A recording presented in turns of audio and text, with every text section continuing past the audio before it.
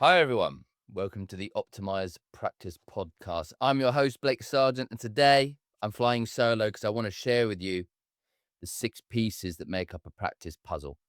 And I want to walk you through, I want to stay big picture, and I want to help you take an outside perspective looking back at your practice to understand the 6 pieces of a practice puzzle. So I'll share with you what they are, then I'm going to go through them. And this is where we start with any practice. Right? Before we start making any changes or doing anything, let's take a big step back, just pause and understand what is true across all practices.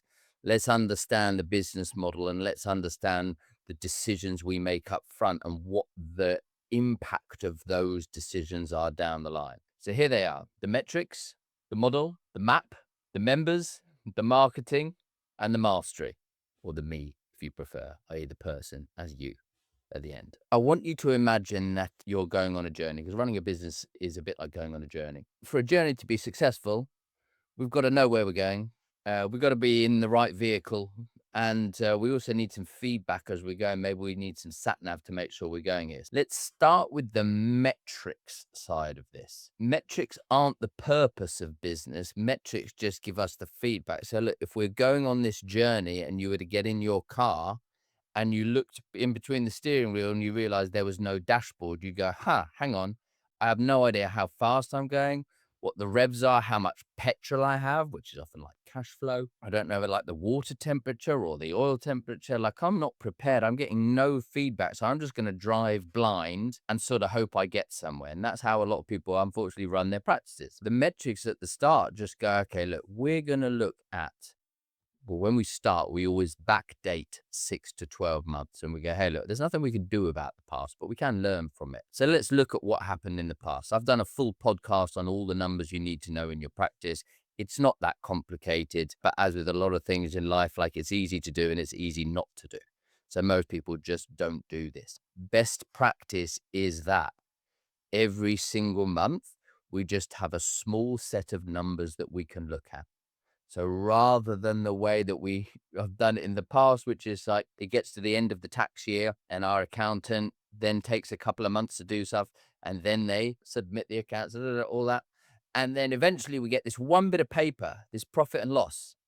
Now, this profit and loss represents something that has already happened well in the past. And so that it's too late to do anything about that year. By the time we receive that P&L, it's a good few months gone past the end of that financial year. Is way too late.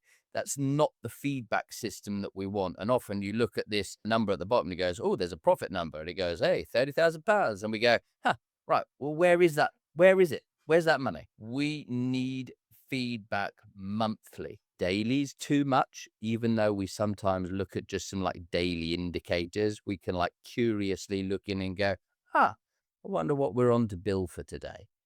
Right. So there's little things we can look in the short run, but we need monthly bookkeeping. If you don't have a bookkeeper, like, it is absolutely essential to get clean financials every single month. Every time somebody tries to do their own bookkeeping, not being qualified at it, they mess it up.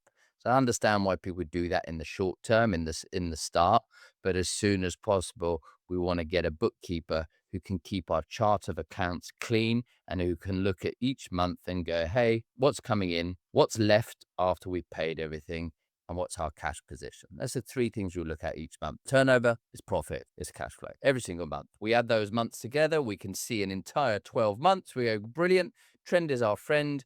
What direction are we tracking in? What are the trends? What's looking good? Where are the glaringly obvious errors? Whereas if we only have like a number for a year, we can't actually distinguish where there are any trends or patterns. All right, but 12 months, we can look at across a series of metrics. I can look at a 12-month scoreboard for a practice and I can tell exactly what's going on, like pretty much everything that's going on. Or I can see the major indicators. I can see where the things that are going well in a practice, and I can look at where the things are not going so well. So that's the first step, right? We need some metrics. Next, we want to look at the model. That is the car. That is the vehicle that you're choosing to go on this journey in. There are 5 P's that make up a practice model. So we'll try to make this as easy as possible, right? There are 6 M's that make up our best practice system. Obviously, we've been doing this like a long time now. So like we had to just organize the thinking and help give a system so that they could then implement what we teach into their practices. And so we've got the 6 M's, the best practice system. But when it comes to the model, the vehicle that you're going to be in, there are 5 P's. There's the property, the people, the products, the pricing, and the patients. Okay, so look, the property. Wouldn't you agree that a business model that has 5 sites but just rents one room 1 day a week in each of those 5 sites is very different to a one practice that has 5 rooms? Ultimately, both models have 5 rooms, but it is night and day different to the kind of business you can build. So we've got to get clear on, okay, what model do we want? Do we want multi-sites? Do we want everything in one place? Do we want one room? And if so, if we choose to have one room, can we turn that into a business? Well, not really, because there's only space for one person. So you could then hire somebody to replace you. But then it's not really a business. And you'll see what I mean. Like by business, I mean, does it feel like a job or is it a business? Can you go on holiday and it can still work without you? Property wise, extreme example at Optimized Health, there was once a time where there were 19 sites, all right? Like little individual places to go. Oh, we were chasing patients. Like, oh, if we set one up over there, that'd be a good place. And then so somebody's working out of that site, one room, 2 days a week. Oh, and what about over there? Okay. And then somebody's working from that side.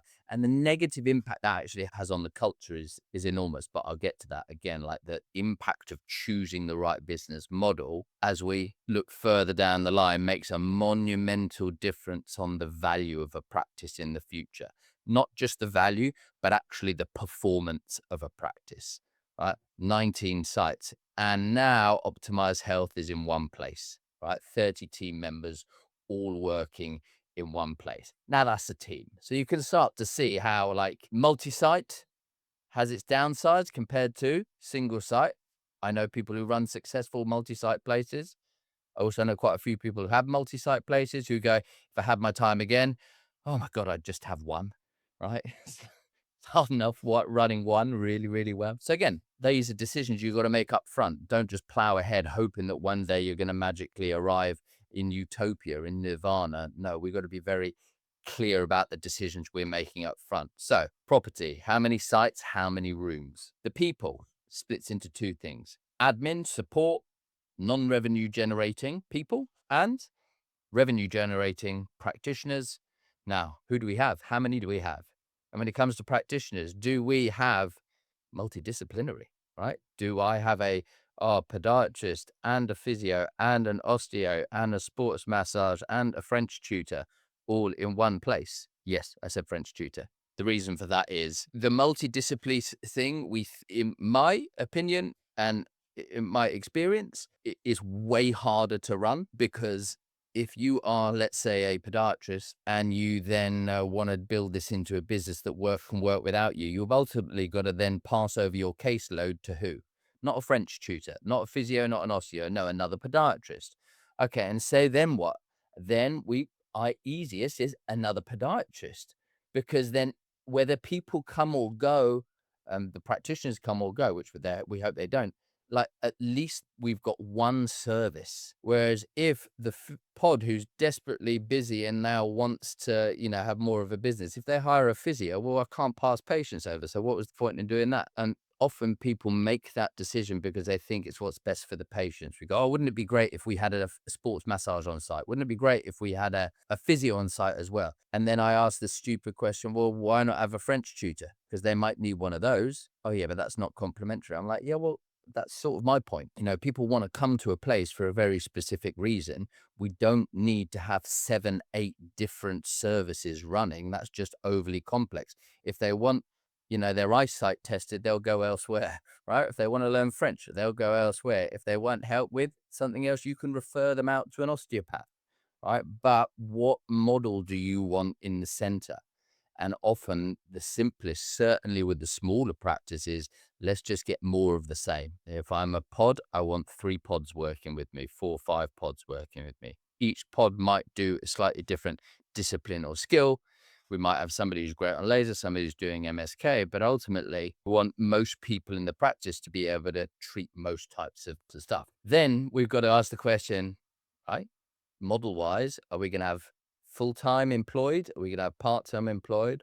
Are we going to have associate, or are we going to have room rent? These aren't small decisions. This literally dictates the future value and performance of your practice. I'll jump to the punchline. We only go full-time and we only go employed because it's just super weird and difficult trying to build a committed, successful, high-performing team if your team aren't committed, i.e. not employed, and they go and work for different people on different days of the week. The cultural difference between full-time committed people versus associates coming in every now and again, night and day different. You've got to decide this up front. And I've told you what where we stand and what we do. Like, everybody's full-time or at least almost full-time hours. Most of our guys do sort of slightly longer days, 4 days a week. Couple of people who want to be able to do school pickup and drop off, so that they're doing a little bit slightly reduced hours over like 3 to 4 days, but they don't work elsewhere and they're present for the team meetings. They're present for the practitioner team meetings. They're joining in the one-to-ones. They're there for the training. They're a big part of the culture. They're in the practice more often than they're not in the practice. And that's sort of the dynamic that if we want to build a team, that piece of the puzzle has to be true. So we looked at the property, the people, the pricing. Oh, so emotional. But just take emotion out of it for the moment. What do you have to charge for your numbers to actually work and for you to enable yourself to be able to pay your team well and to be left with a 20 to 30% net profit? I've done a whole nother podcast around that as well. When we talk pricing as well, we have to talk length of appointment as well. If your pricing is £60, but it's a 20-minute appointment, you can bill 180 in an hour. If you're pricing 60 and you bill and it's a 30-minute appointment, obviously 120 an hour. And if you do hour-long appointments, that's £60 you can bill in an hour. So like, there's one model of a practice can bill triple in an hour what the other one can. So again, we've got to look at pricing. We've got to look at length of appointment. So that's the property, the people, products, the pricing, the patient. What do we do? How much we charge for it? And then patients. Who are we after? Are we going to specialize in general care, which links into the kind of products that we have? Are we MSK led? Do we do orthotics? What do we do? Do we have lasers? So you've got to decide on your menu.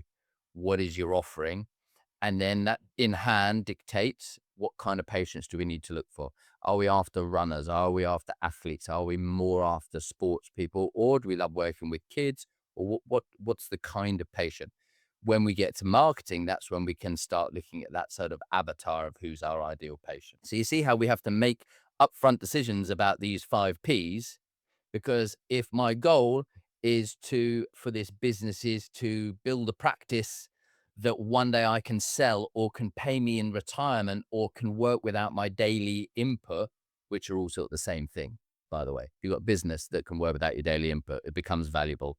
And then it can also pay through your retirement and it could be sold, right? We've had 2 members in the last couple of months who've sold for multiple 6 figures over 500,000, right? So you build a legitimate business, a proper business that somebody goes, yeah, like, I'll buy that golden goose. That is a solid, stable golden goose. I can see that golden goose is going to keep laying golden eggs each month. Most businesses aren't valuable because they take one look at the goose and go, well, you're the goose.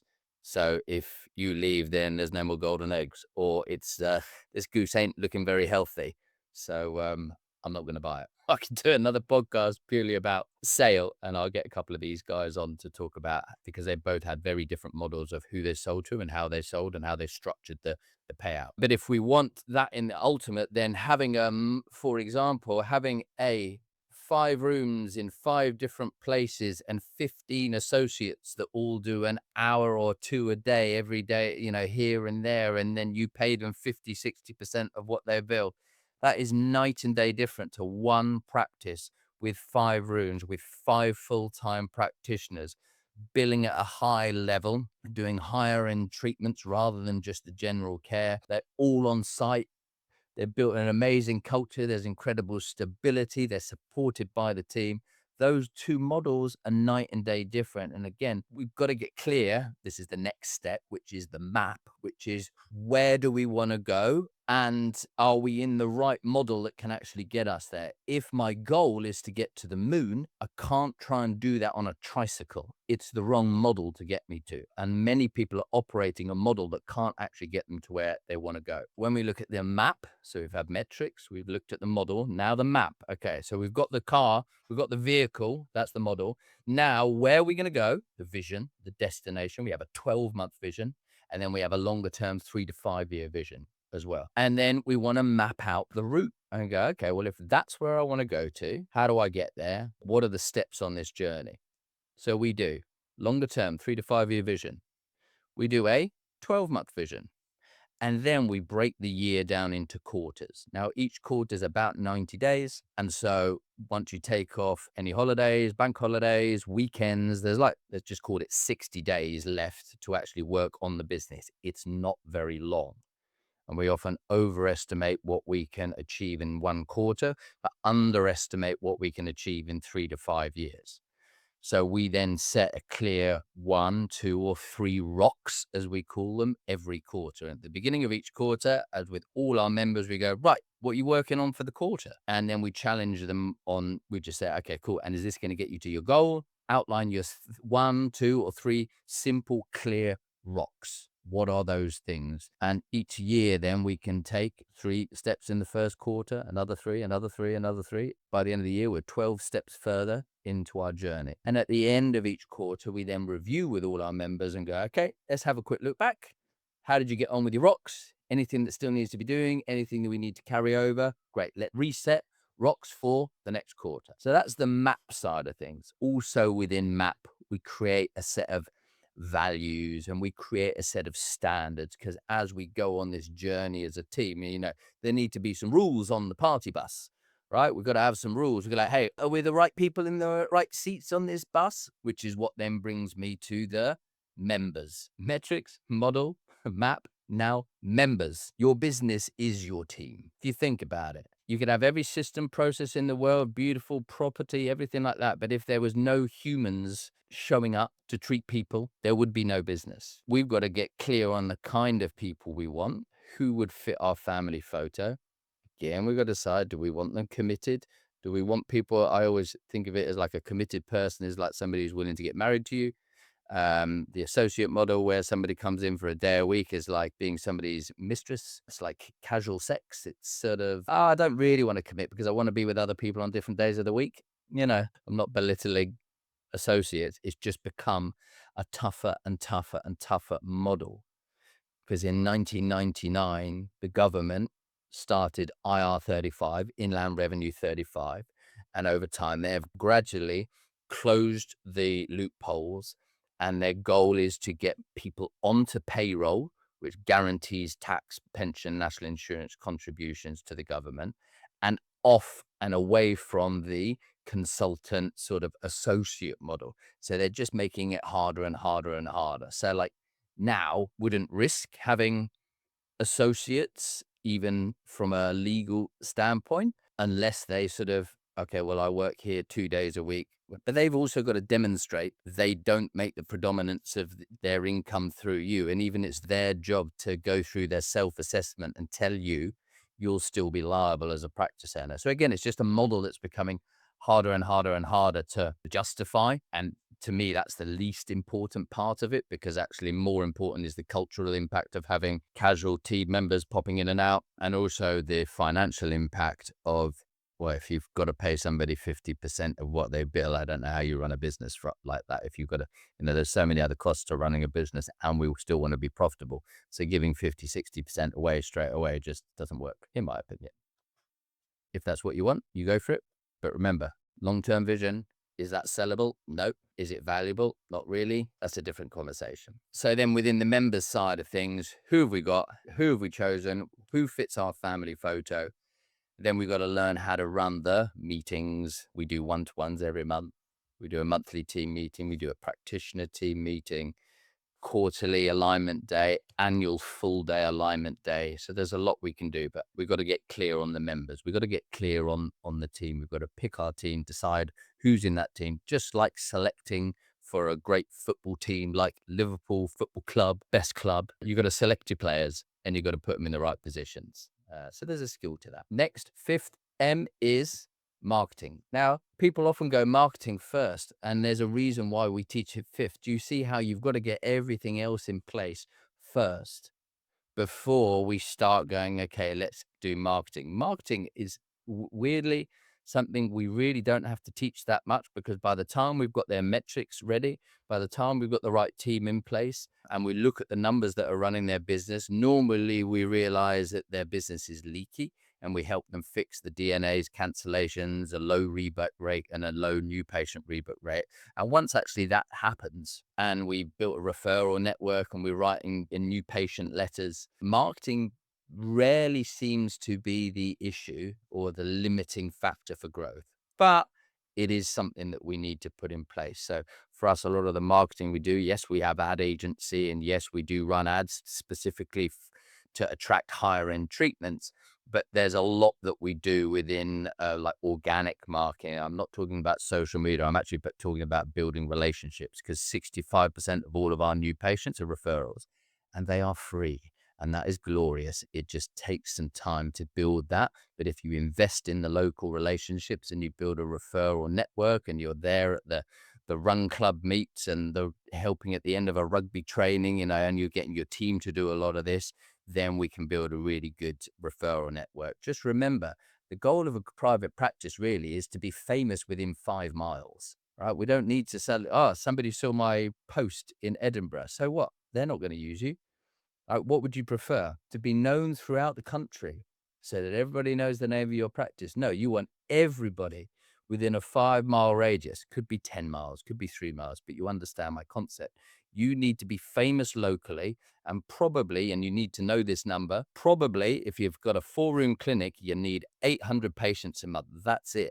We don't need the amount of users that Facebook has. We just need consistently 800 a month. If it's a 3-room clinic, 6. If it's a 5-room clinic, probably about 1,000, right? 1 room is about 200 patients a month, roughly speaking. For many practices, when I speak to them, many of the local referrers or local businesses don't even know they exist. I'm like, well, start there. Anyway, marketing, whole big topic. And then the final M is mastery, or me. What I have noticed over many years of doing this, when we give people the same recipe, they have the same access to exactly the same, all of our systems, we gift every system that I've outlined within the 6 M's.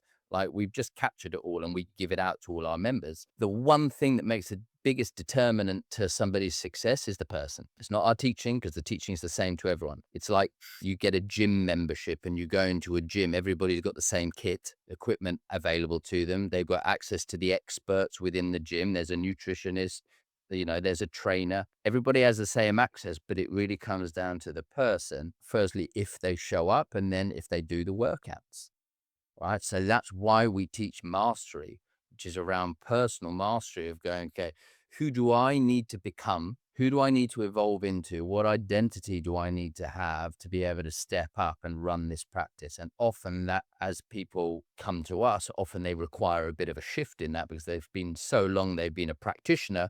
They now have to become a practice owner, and it's a different mindset. We need to clear this. We help them clear the space so that they can actually step into that role. When you can show up as the best version of you, when you can be organized, when you can be committed, when you can be open to feedback, when you're open to learning, when you execute, when you don't mind failing at some things and trying things out of your comfort zone and then learning, just a feedback loop. When you're willing to do that, that's when the business starts to explode. So that's why we always bring that piece in, is the mastery side of things. So there we go, guys. There's the big overview, the 6 pieces to a practice puzzle. You need your metrics, you need the right model, you need a map, you need some members, you need marketing, and then you need mastery. Simple as that. That's all for today's episode. If you enjoyed this, please subscribe so that you never miss an episode, and don't forget to follow us on social media.